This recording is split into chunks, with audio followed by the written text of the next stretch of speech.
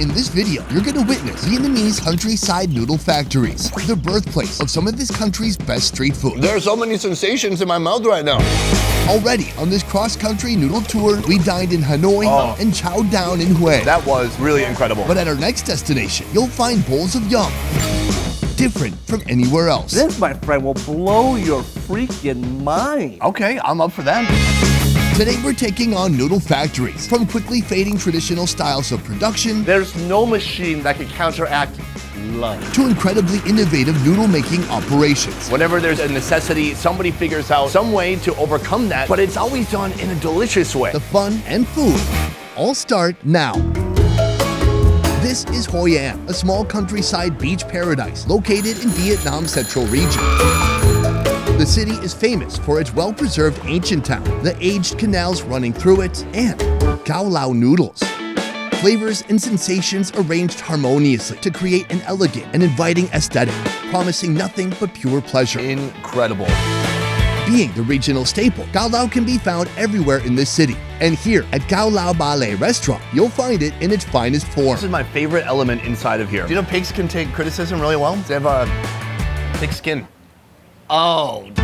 It all starts with a strong foundation, a noodle made from scratch just a few blocks away. Tucked away in a series of alleyways in a residential area, you'll find this noodle's place of origin. We're in a tiny local noodle factory where they're one of the only places still making this CAO LAU noodle the old-fashioned way. It starts like this. We've got rice flour, tapioca starch, and lye water all mixed together. It comes in as a liquid. And he mixes it and mixes it until it becomes a thick paste. The thickened paste is brought here, seal it up, then steam. 30 minutes later, and it's ready to continue its journey toward noodlehood. This steaming hot glob of dough is beat down in an industrial-sized mixer, creating a perfect, even consistency. Calvin, I saw the batter being made, but this is the actual noodle forming process.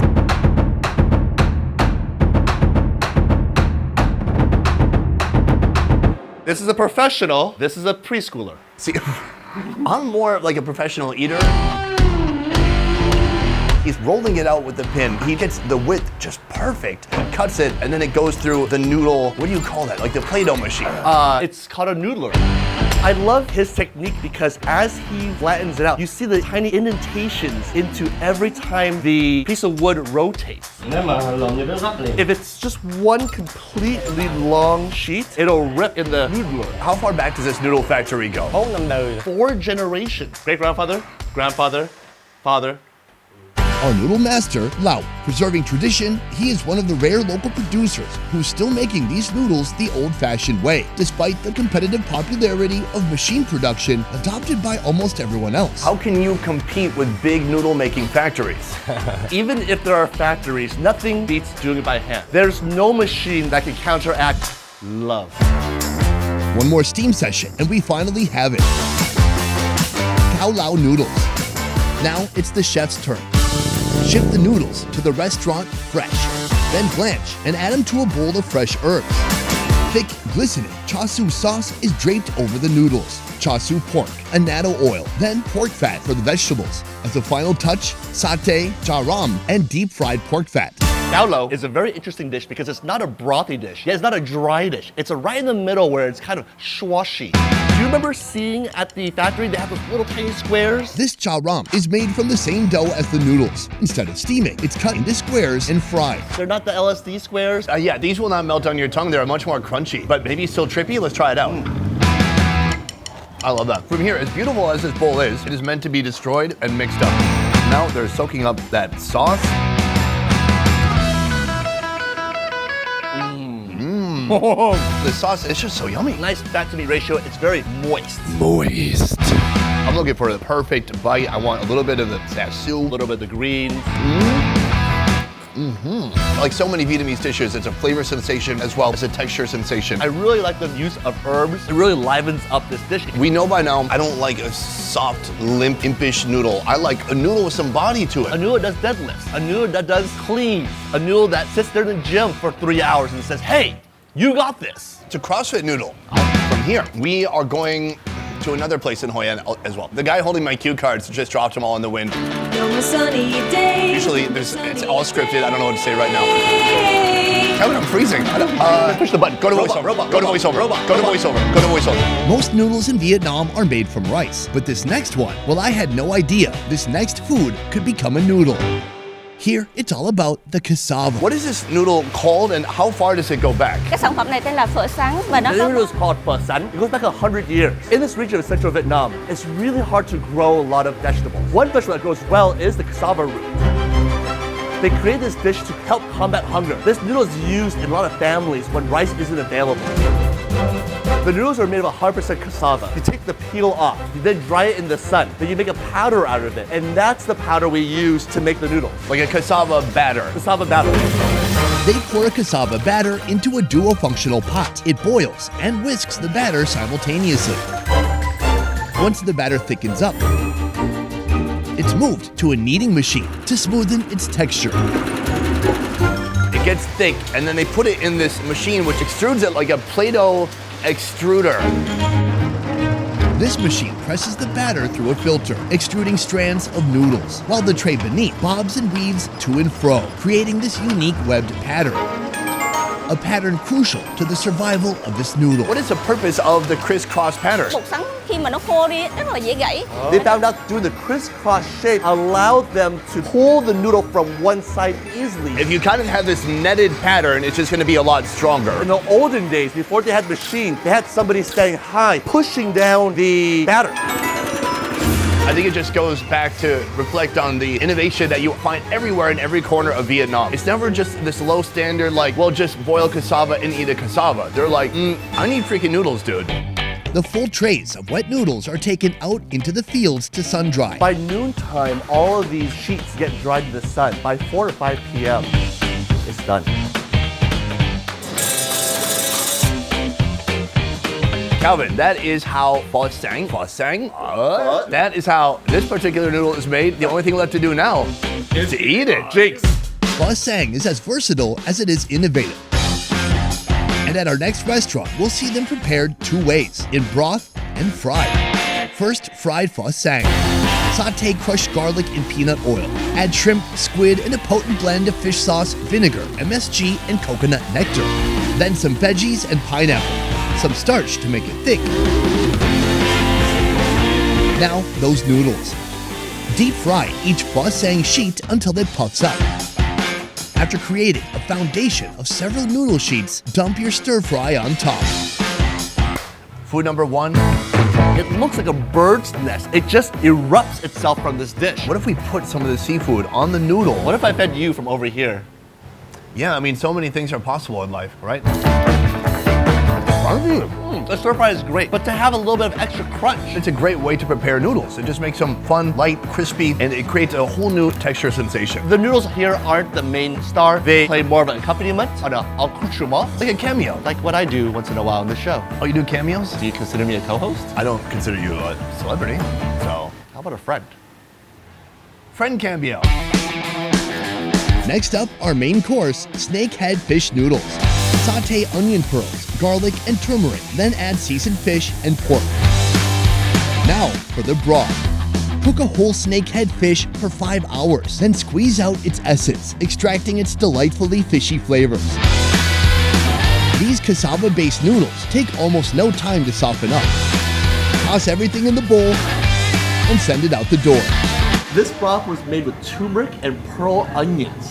You should be able to get a lot of manhood from the turmeric. Oh, wow. Is that what turmeric does? What do you think is in Viagra? Oh, drugs? Add turmeric. They kept up with the seafood theme here. Tons and tons of fish on top.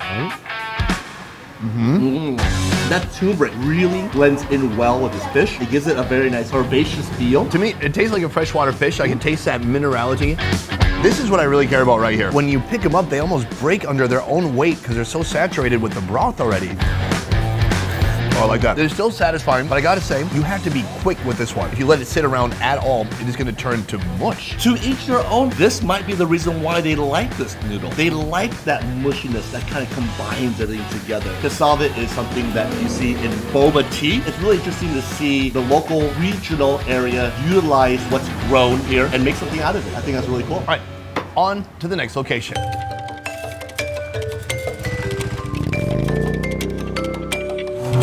Just an hour's drive south of Hoi An, you'll find Tam Kỳ.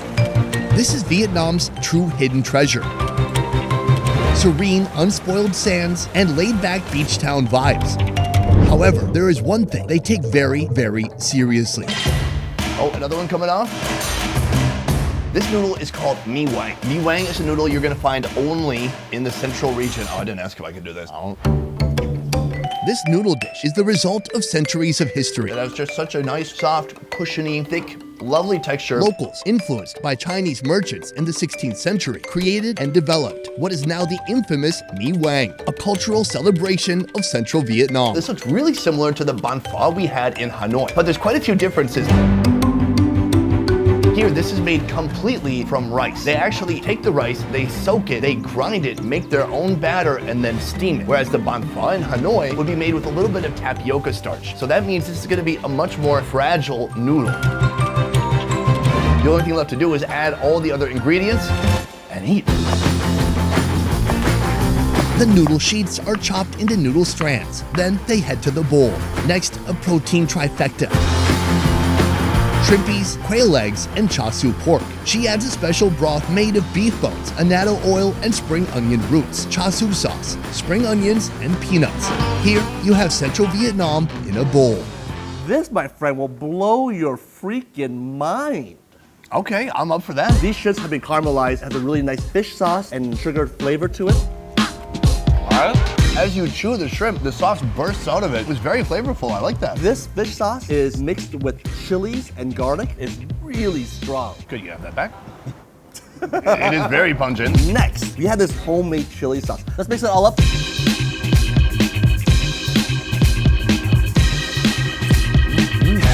Noodle, great texture. That broth really brings that flavor in. It's just so chewy. It's very similar ingredients and somewhat similar cooking technique, but it feels, the textures are so different from a pho noodle. I've got some roasted pork here.